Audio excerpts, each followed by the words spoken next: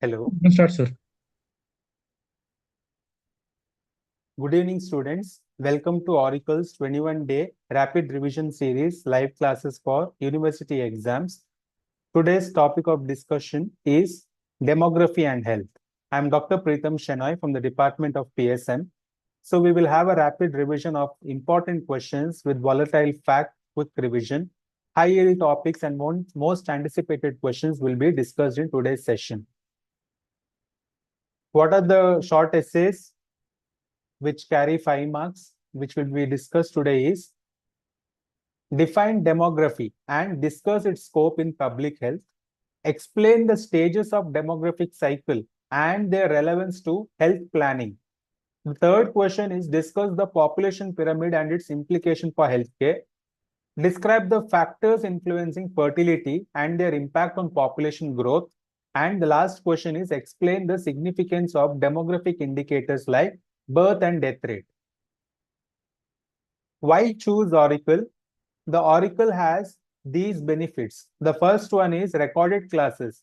You will learn anytime, anywhere with our library of recorded classes. The study will be at your own pace, at your own place. So even the challenging topics are covered. Live classes engage in real-time learning experiences with our live class. Connect with expert instructors and fellow students as you participate in interactive sessions. The practical sessions immerse you into getting high-yield clinical skills which are required in the practical examination, and also we will prepare you for the Viva Voce examination. The examination module is specially curated which covers the entire subject under 20 hours, and the hard copy book set elevates your academic experience and it will cover all the previous year questions. The foundation classes unlock the power of learning with Auricle's foundation classes. It offers freedom to choose from multiple educators for each subject, each bringing over 10 years of experience to the table. You will gain diverse insights and in-depth knowledge tailored specifically for your professional examinations and also FMGE. So there is option of flexible learning, which is done by expert education and convenient revision. The live classes prepare you effectively for your professional examinations. It's a 45-day live class series. The program is designed to cover the entire syllabus, and important past previous year questions of 10 years will be discussed along with the most anticipated questions. So there is in-depth coverage. Again, experienced educators will be taking the classes and interactive learning will be there along with MCQ polls and Viva Voce. The Express exam module is meticulously designed to cover the entire syllabus within 20 hours. So you will even learn the answer writing skills, how to write an answer in the exam. Also, there is focus on various examination strategies which are to be implemented. The doubt clearing sessions, one-to-one doubt clearing sessions where the teachers will discuss essential topics and you students can ask us any doubts, whatever the doubt is, we will try to clear your all doubts. So there is personalized attention and safe learning environment. The hard copy book set is having an in-depth coverage with comprehensive classes covering all important topics, past 10-year questions and most anticipated questions. Again, experienced educators are preparing these notes, and there is interactive learning with MCQ polls, Viva Voce, etc. The question bank has 3 levels of expertise from beginner to expert level. So it is a customizable question bank for your preparedness for the exam. It covers MCQs for professional exams, NEET PG, FMG, and also the next exam. The practical sessions unlock your potential and you will get a hands-on experience with in-depth understanding of MBBS practical examination. So you will even be educated for your Viva Voce examination also. So our subscription plans for Auricle are 4 in total. The first one is the foundation plan charged at rupees 19,999 of duration 3 months. So it has pre-recorded classes, live classes, express exam module, practical sessions, question bank. You won't be getting a hard copy book set or a one-to-one doubt clearing session in this plan. The foundation plan duration extended up to 6 months at a charge of rupees 32,999 is the advanced learning plan of duration 6 months. The complete learning plan, the third plan at rupees 59,999 has the benefits covered for up to 1 year or 12 months, which has all the benefits of Auricle, that is pre-recorded, live classes, express exam module, practical sessions, question bank, hard copy book set, and one-to-one doubt clearing sessions. The complete learning plan for your 4 years of MBBS life, that is the ultimate MBBS plan, which is charged at rupees 1,89,999 only. So again, that will have all the benefits of Auricle. So please use the code Dr. Shenoy 20 for getting a discount on your subscription. So what are the short essays for today? One, demography definition and its scope in public health, stages of demographic cycle and its relevance, discuss the population pyramid and its implications in healthcare, describe the factors influencing fertility and its impact on population growth. The last one is explain the significance of demographic indicators, particularly birth and death rate. So let's discuss each of them in detail. Now, first question, what is demography?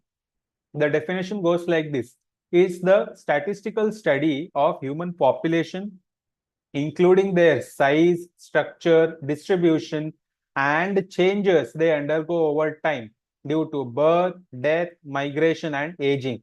So these are the 4 things which can happen to a demography. New people are born, existing people die, some people migrate to different places, and all of them naturally age, right? So the demography changes based on the life cycle of the human being.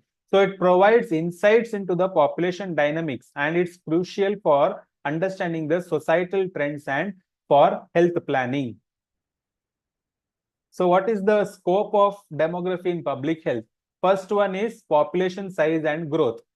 That is, understanding the size and growth rate helps in forecasting healthcare demands. So I don't know what is the demand of my community. What do they need? How will I know? Only when I know how much people are there. What is the amount of resources I require in order to provide some health benefit to the community. Only by knowing the population, I will be planning such and such program.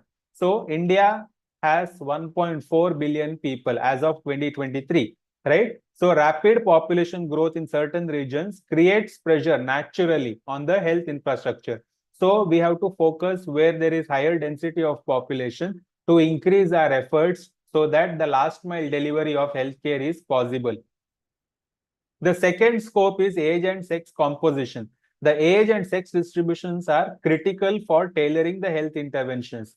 For example, if I don't know a number of females in the community, how will I plan a reproductive child health program or a maternal health or a infant related program, right? So I want to know the gender-wise distribution. India has a youthful population, that is the median age of 28 years. Now, what is median? Now, as I told here, 1.4 billion, that is 140 crore population, if you imagine, of India, make all of them, all the 140 crore people to stand in a line, one after the other, in the ascending or descending order of their age. Okay.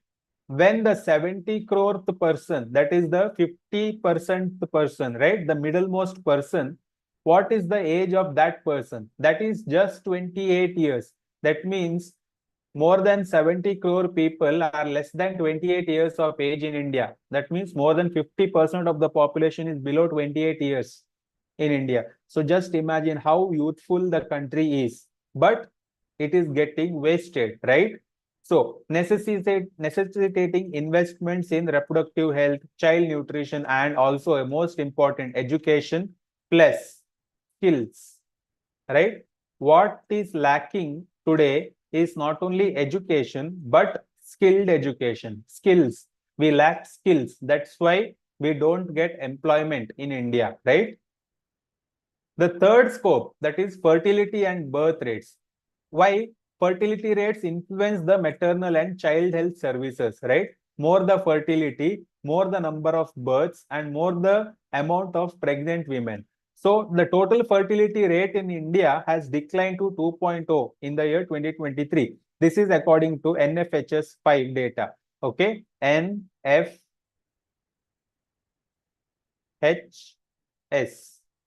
5. So it's done in the year 2020, 2021. So that is the most recent data on TFR, that is total fertility rate.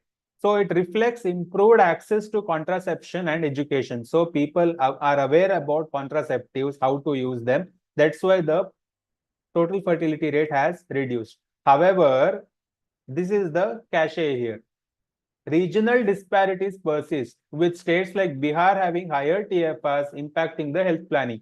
So every state doesn't have a TFR of 2. The national TFR is 2. Now there are some states in the north which have more than 2 or almost 3, the TFR, whereas South Indian states have TFR less than 2, that is around 1.5, even 1, right? So there is very high regional disparity. Even within the state, there is district-wise disparities.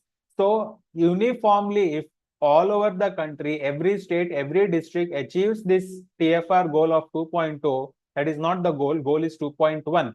That means I want a replaceable population. When two people marry, if they produce only one child, the population constricts, right?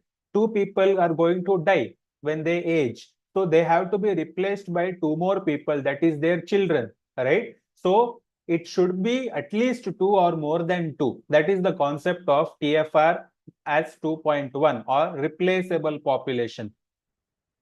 So second one is, the fourth one is mortality and life expectancy. Now, mortality indicators help assess the effectiveness of healthcare systems, how good the healthcare system is. If I come to know that death rate is increasing, that means my healthcare program is not working. I have to change my course. I have to change the planning, right? So life expectancy in India has risen up to 70 years. It was around 30s or 40s when we got independence. We have climbed up to 70 now. So disparities in rural and urban areas still exist, right? Everybody is uniformly, it's not 70. Again, there is disparity in rural and urban and state-wise. So, and again, among different socio-economic groups, now the elites, the rich people, they might live longer, whereas the poor people, they might live lesser, right? Why? Because again, they might get contracted with many communicable diseases and they die because of communicable diseases. So we have to target our interventions in specific communities which need them. Migration and urbanization. Now, migration patterns influence the disease spread and healthcare accessibility, right? I don't know. Now, migration to urban centers like Delhi and Mumbai strains the healthcare systems in these cities, while rural areas may experience a shortage of healthcare professionals. This is the thing which is existing today, right? The urban areas are overly populated. Now, for example, the state of California in US has a population of around 2.5 crore or 3 crore. Okay. Guess what is the population of a small Delhi, NCT of Delhi? That is also 3 crore. So just compare the density of population, how much crowded the cities are in India. So what happens because of that? Naturally, how much ever hospitals you build, how much ever public infrastructure you build, it is not sufficient for the scale of population, right? So when a pandemic hits, it is tehes mess. Everything goes the down. And whatever has to go wrong will go wrong. Second, here is in the rural areas. Nobody wants to practice in the rural areas. Which doctor will want to practice in an area after finishing 10 years of their MBBS and MD or MS life to go and work in a rural area? Hardly some people, right? So there is lack of health professionals in the rural area and there is lack of public infrastructure in the urban area. So it's a double-edged sword there. The next concept is epidemiological transition. Now, transition from communicable to non-communicable diseases. This is what we are experiencing, the double burden, as I explained in the NCD class, double burden, right? We have yet not completely eradicated the communicable diseases like TB, HIV, malaria. There is significant burden of the communicable diseases still existing in India, right? But what is happening in the urban areas and among the rich?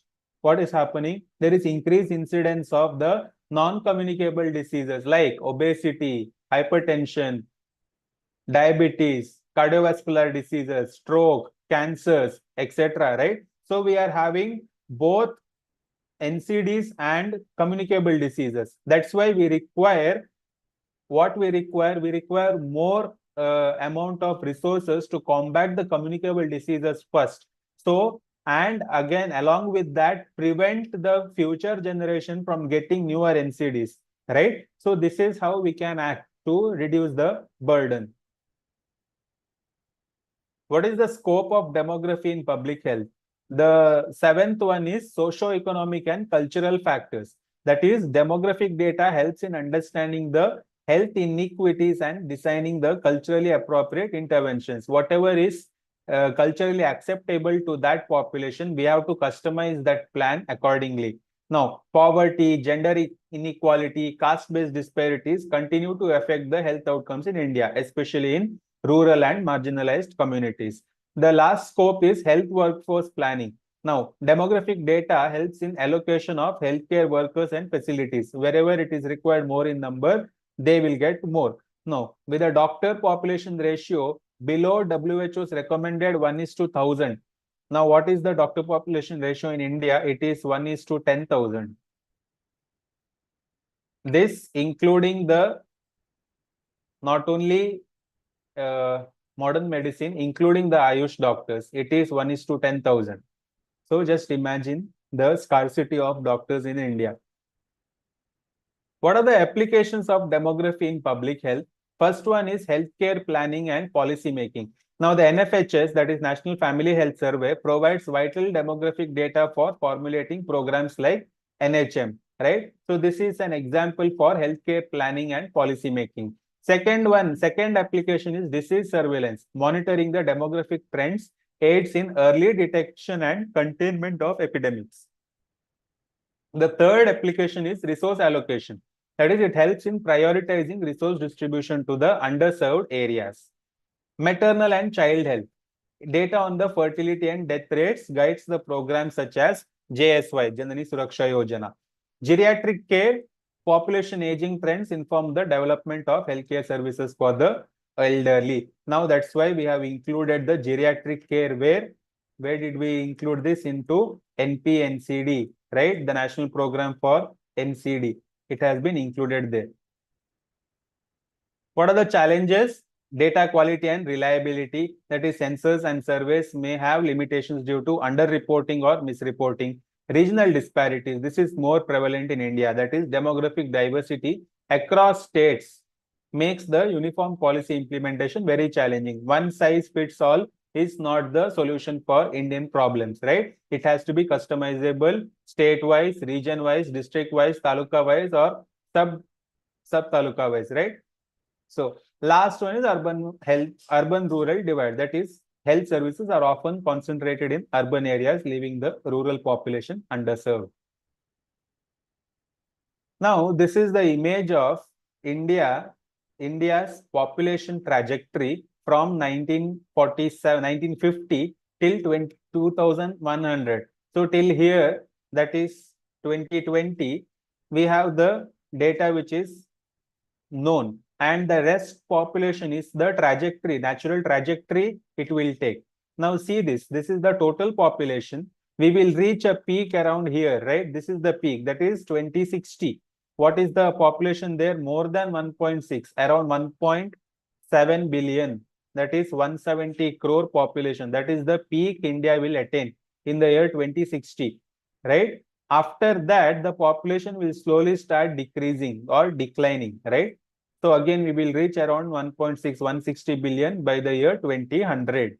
So this is what it tells. But see the different age group population. Under 25, you see, Today, under 25 is the biggest population. It was, right? Up to 2018, it was the highest population. After that, age 25 to 64 took over. So there was a transition in the demographic.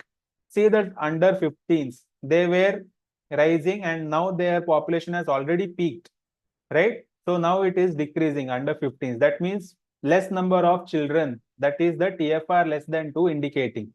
The under 5s you see, that means in the last 5 years, how many were born? See the trend. The peak has already happened in the year 2000. Now it is stabilizing slowly, right? So less number of births are occurring compared to 1950 and more number of what to say, aging population. See the age of 65 plus. It was the lowest demographic in the year 1950, right? Now you see, it will overtake the under 25s in the year 20, around 2075 or something, right? And it will become the second largest group. That is, we have a big number of old age people to take care of. So the health planning has to accommodate all these factors into our planning. So what are the stages of demographic cycle? The first stage is high stationary stage. What are the characteristics of this? There is high birth rate and high death rate. Remember, there is high birth rate and high death rate. Both are increasing. So what happens? Low population growth or near zero population growth. If two people are born, two people are dying. So there is net zero, right? There is no increase or decrease in the population. So it is slow population growth or zero population growth. Poor living conditions, right? Why people are dying at the rate of birth? Why? Because they are living in poor conditions. There is high infant mortality and very low life expectancy. So what were the examples here is pre-industrial societies, like all countries went through before industrialization happened through this phase. Okay, this was the gold standard high stationary stage which was existing previously before the industrial era all over the world. Currently, some sub-Saharan African countries like Chad or Niger are having this high stationary stage. What is the relevance to health planning here? So the focus should be on reducing the mortality rates through basic healthcare services. Second is interventions for improvising the sanitation, immunization, and nutrition programs should be the highest importance. Addressing communicable diseases like malaria and diarrhea have to be taken when high stationary stage is there. The second stage, that is early expanding. Now, the high birth rates persist, but the death rate is beginning to decline. So, the birth rate is increasing or same. The death rate has slowly started reducing. Okay, very slowly. That means how? Because of improvement in immunization, sanitation, or other communicable diseases control, then we will get a high birth rate and a lower death rate. So 19th century Europe during the Industrial Revolution, currently some developing countries like Afghanistan and other parts of Africa, they are going through this phase of early expanding. What is the relevance here? Strengthening the maternal and child health. So once communicable diseases are taken care of, we then move on towards maternal and child health services there. Expanding the vaccination programs to reduce mortality and introduction of family planning. So family planning services have to be initiated. Why? Because the problem here is high birth rate. So because of contraception, we should reduce the high birth rate. Okay. So the third stage is late expanding. So declining birth rate and continued decline in death rate. So here the birth rate is started to decrease and death rate has started to decrease more. So slower population growth is there. Population is increasing, but at a lower pace. So improved education, economic conditions, and access to contraception is the cause. So if anybody asks in MCQ, which stage is India currently in? India is currently in the late expanding stage of demographic cycle. Other examples are Bangladesh and other emerging economies. So what is the relevance here? So focus on reproductive health and family planning to manage the population growth. Addressing the NCDs. This is where NCDs come into picture. Why? Because we have started to control communicable diseases effectively. Now the next burden is the non-communicable diseases. So investing in healthcare infrastructure, training to meet the needs of growing population. The fourth stage is low stationary, that is low birth rate and low death rate. So birth rate has decreased and death rate has also decreased. Both have decreased, but there is less number of births than the deaths. So less people are being born, more people are dying. So what happens? The population first it starts to decrease, almost start decreasing. Okay. So just after the peak, the decline, that is the low stationary stage. I'll explain in the next graph. So developed countries like United States, Canada, Australia, Western European nations, they are all currently in the low stationary stage. So what's the relevance here? They have to increase emphasizing on geriatric care. Why? Because naturally these countries will be having an aging population. So geriatric services have to be taken care of along with chronic disease management. Enhancing healthcare systems for a stable yet aging population, economic adjustments for higher healthcare expenditures, right? So when aging increases, what happens? The healthcare services need to be ramped up because more number of people will be falling sick together. So our focus should be more on health and less on infrastructure when the economy part we are discussing. The last stage is declining stage. So birth rates fall below the death rate. In the previous, the birth rate is yet to fall below the death rate. Okay. So here birth rate has fallen below the death rate. Now, if one person is born, 3 people are dying. So this is what declining is. Okay. So this is what it means. Birth rate has fallen below the death rate. Population decline and aging population. That means that civilization itself is constricting. There might not be a person belonging to that civilization in the future. You will think example of many extinguished species, right?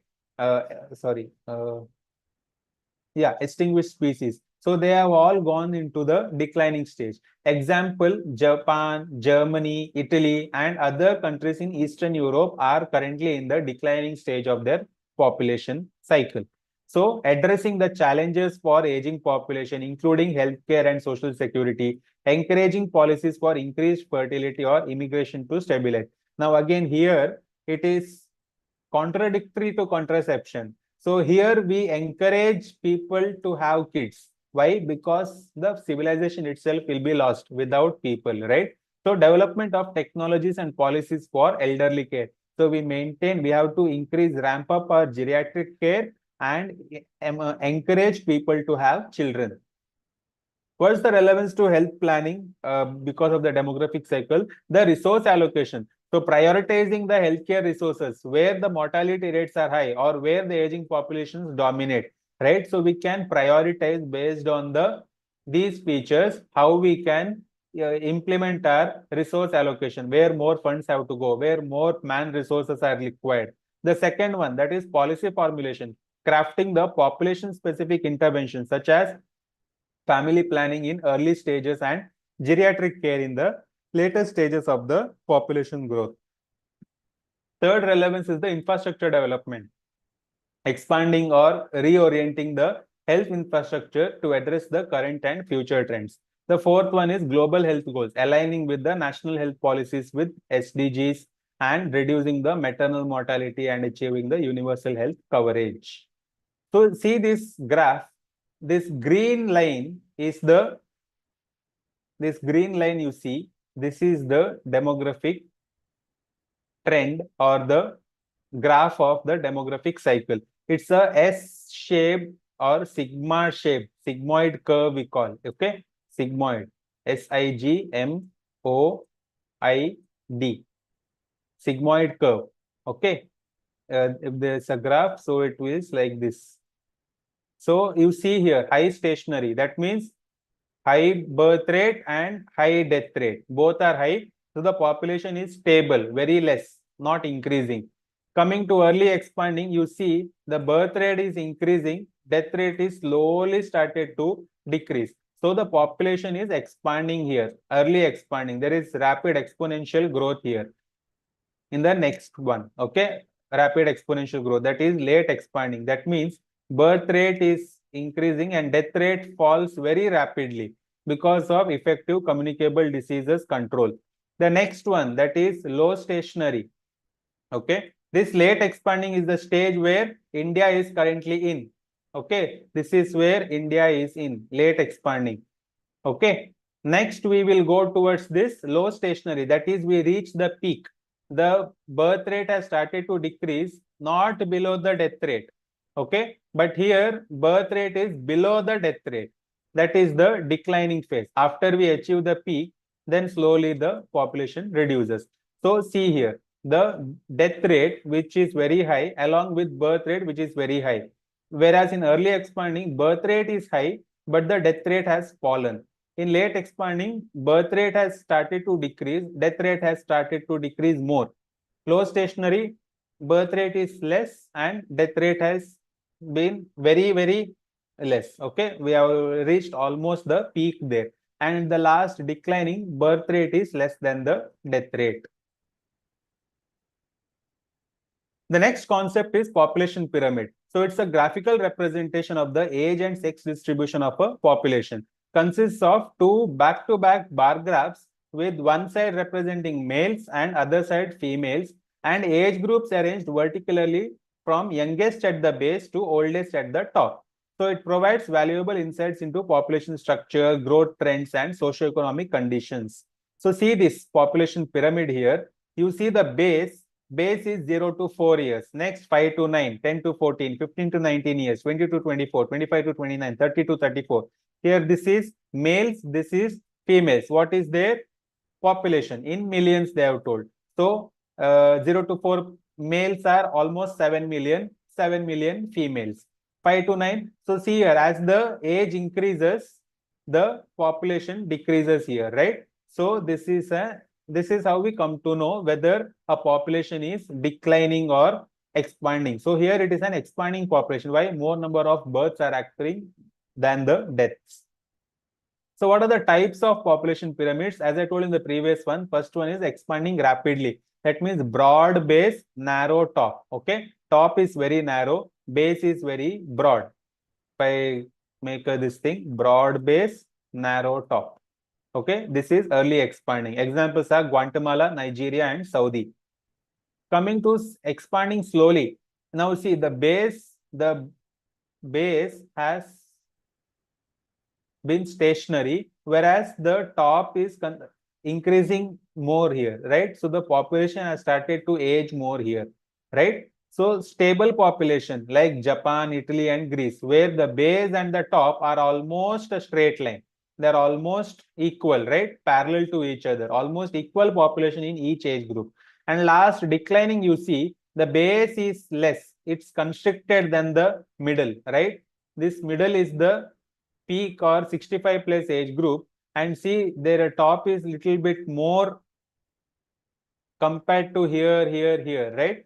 So when the base is below or very less, then it means the population is declining. That means less number of births are occurring.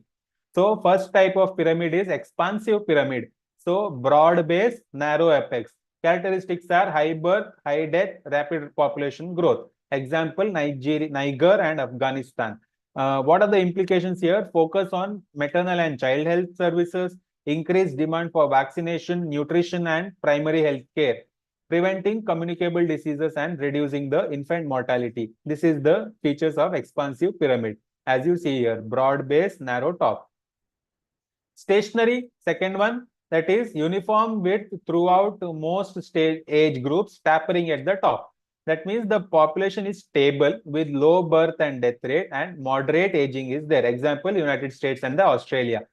Implications, balanced healthcare requirements across age groups, focus on preventive healthcare, managing non-communicable diseases, planning for future aging of the population. That means we have to start thinking about geriatric care. So see here, the base is not yet declining, it is stable. Here almost all age groups are in the same line. The constrictive type of pyramid, the third type, is narrow base, wider middle, tapering top. What are they saying? Narrow base, wider middle, and tapering top. So it's like a increasing and decreasing symbol. So low birth and death rate, aging population. Example, Germany, Japan. What are the implications here? Geriatric care and chronic disease management, increased demand for healthcare infrastructure, labor shortages may necessitate policies to encourage immigration and fertility. This is why we see immigration is a very big topic in Europe, right? They want people to come from other countries for working there because they don't have enough of manpower to work in even basic industries there. That's why they ask for immigration from other populous countries. See here, the base is actually lesser. Okay, so this is an example. This is of Russia. Examples of population pyramids, country-wise, I'll take India. You see India's pyramid here.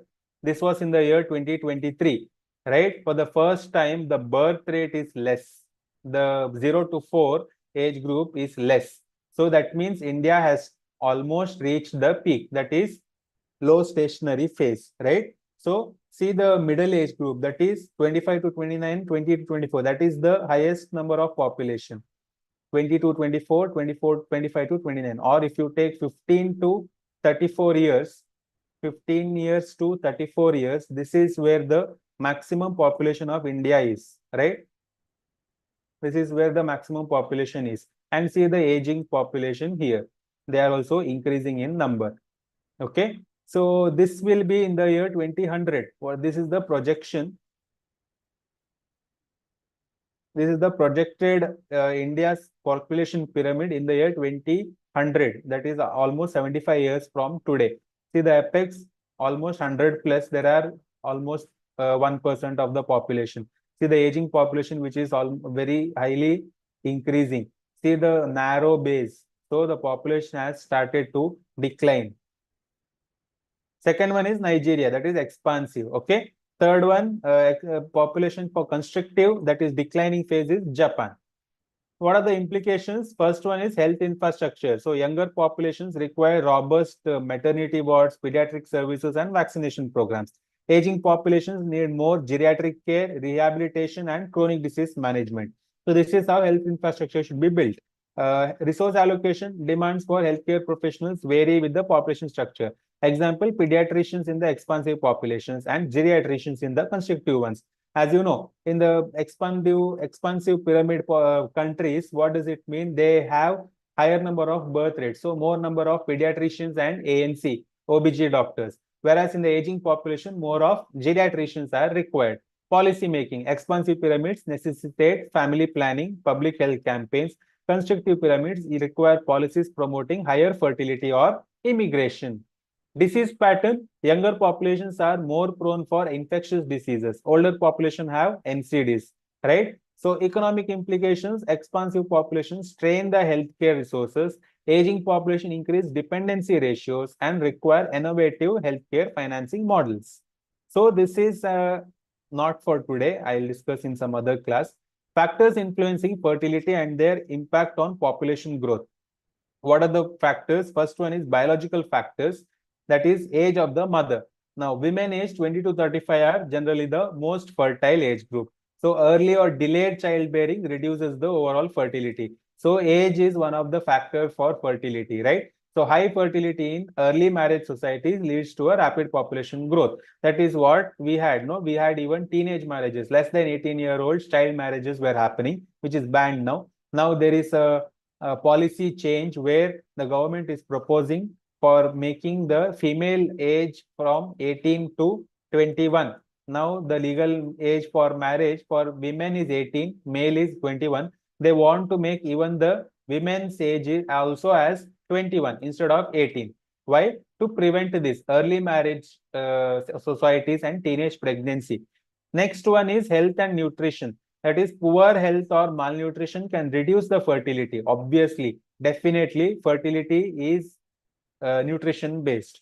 Improved maternal health increases the fertility in regions where health services are underdeveloped.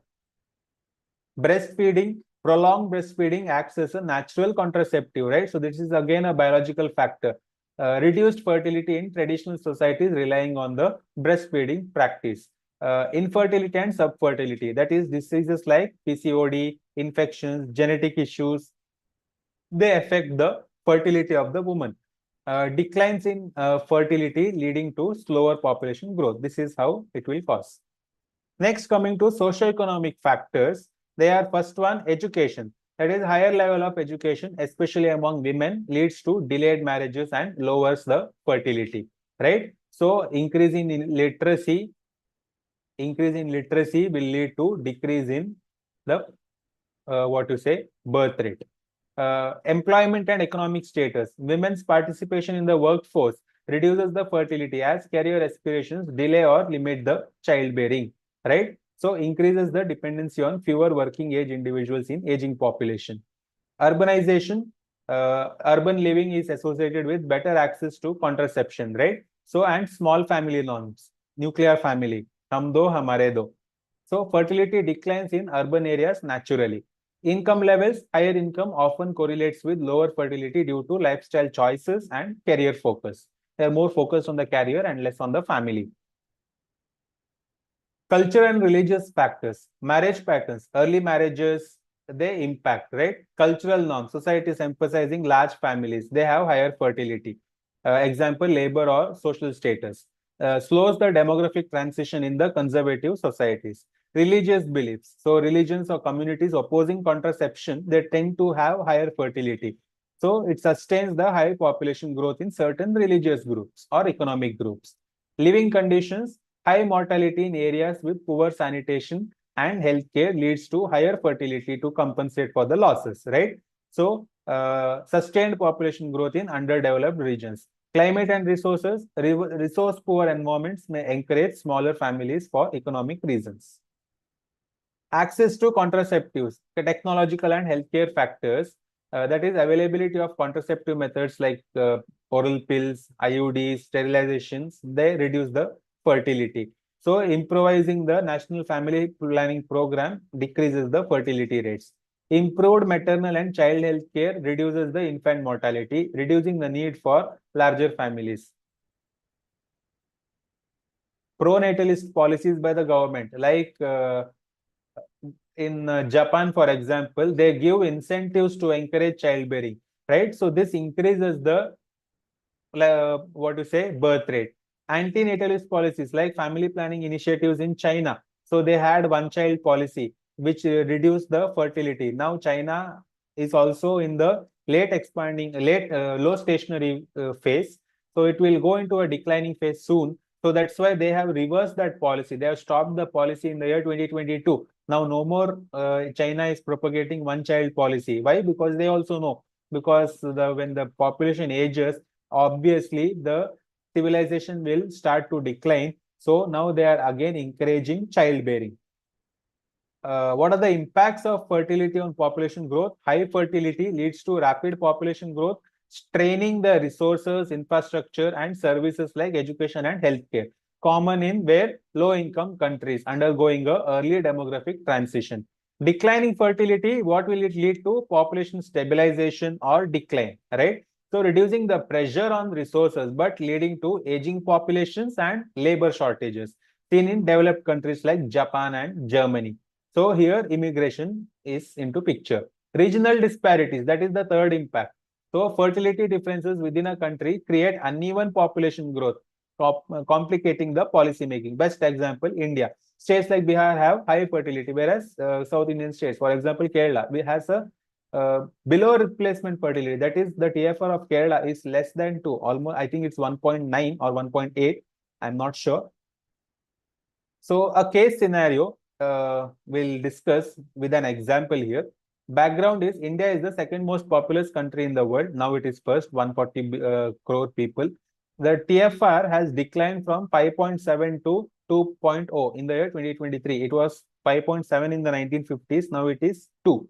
So we have reached the replacement level. However, regional disparities and socio-economic factors continue to this thing. Now I'll explain it with an example of Bihar and Kerala. Now in Bihar, there is high fertility rates, right? What is the current situation? TFR is 2.98. That is highest in India as of recent data. Early marriages is common. 40% of women marry below the legal age of 18. Okay. So in the rural areas, this is a trend. So lower literacy rates, especially among women, 57% female literacy compared to 77%. So 20% decrease in the female literacy too. Limited access to healthcare and family planning services. What is the impact of this? Rapid population growth, which creates a high dependency ratio. Strain on resources like education, healthcare, high infant and maternal mortality because of inadequate healthcare access. Healthcare impacts need for comprehensive maternal and child health programs. So Bihar needs this expansion of family planning services to reduce the family fertility rates, strengthening the education and empowerment initiatives for women. Now coming to Kerala, which is low fertility. Here the problem is different. Here it is less, 1.8, below the replacement level. So what is the contributing factor here? Higher literacy rate, 96.2. Delayed marriages, higher use of contraception. That is 74% of married women use the modern contraceptives in Kerala. So why? Strong public health care system, gender empowerment programs. So what is the impact of this? Population growth is stable, but aging population is increasing. 12% of Kerala are above 60 years. Higher healthcare expenditures for geriatric care and low fertility leads to declining young population, affecting the labor force availability. And thus, focus should be on managing the non-communicable diseases and geriatric care, encouraging policies to attract a younger workforce, that is migration, sustainable development planning to balance an aging demographic. So why I explained is just see here.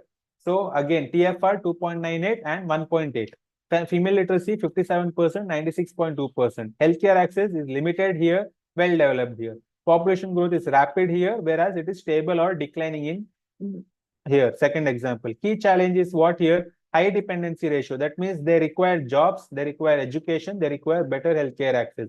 Whereas here, what is the issue here? They require to scale up their geriatric care. They have to increase migration so that their labor force will not be hindering their economic growth, right?